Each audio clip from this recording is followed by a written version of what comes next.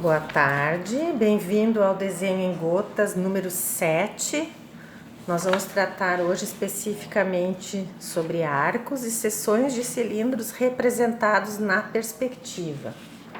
Mais informações sobre isso vocês podem encontrar na aula 7 e no desenho em gotas número 6. Essas informações serão complementares para o desenho da aula número 15. Nós temos aqui uma projeção com 4 arcos, ou partes de arcos, né?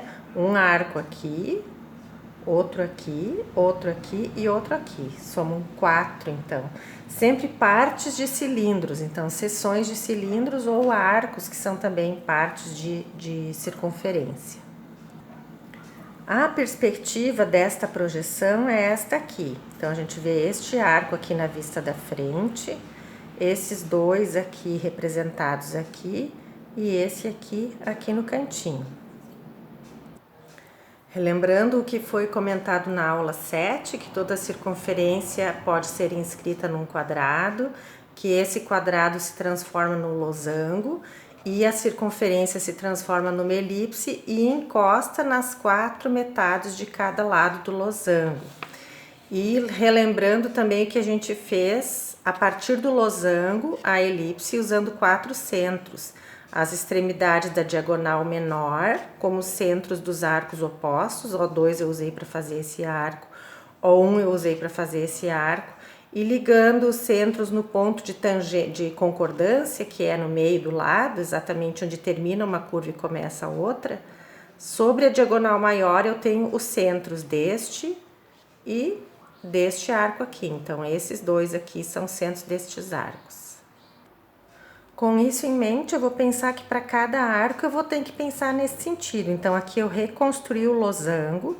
Se ele tem 2 centímetros de diâmetro, como é o caso aqui, 2 centímetros, então eu tenho aqui 2 centímetros, eu marcaria 2 centímetros daqui para baixo, e aqui está o losango de partida, ó.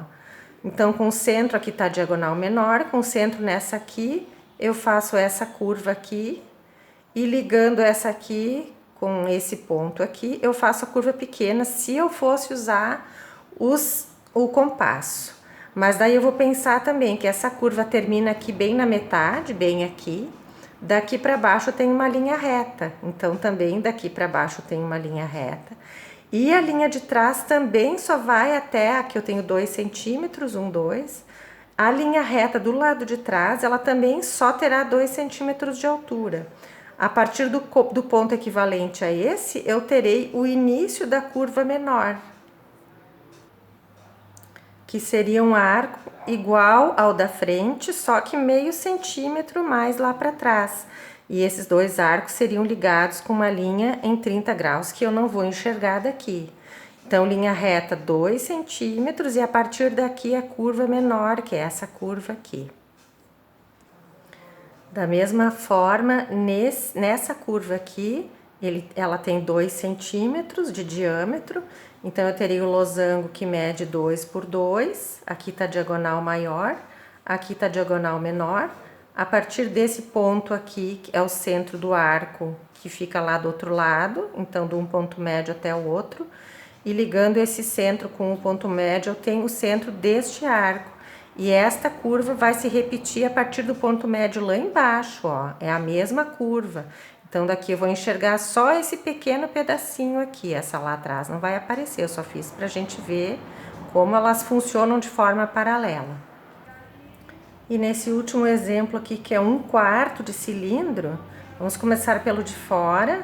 Ele tem aqui 2 centímetros, então 2 centímetros de raio, o diâmetro será 4, então eu vou ter 2 mais 2, 4 para cá e 4 para cá.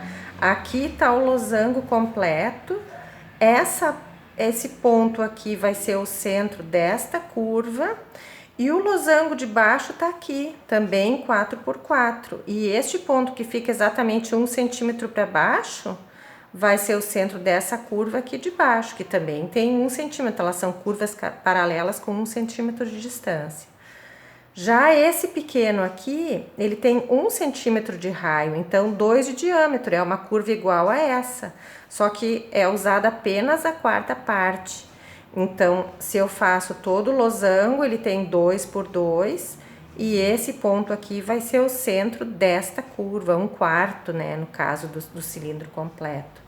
Como aqui não aparece a curva de baixo, então aqui já fica pronto também. Então aqui eu vou aproximar um pouco para vocês verem, mas ele fica bem riscado, né? Eu só fiz ele tipo transparente para vocês conseguirem entender. Mas agora eu vou limpar para ver como é que fica ele pronto. Aí pronto, ele fica assim, que mostra a importância da gente traçar as linhas auxiliares bem suaves para que elas não interfiram depois no resultado final. Então por hoje é só.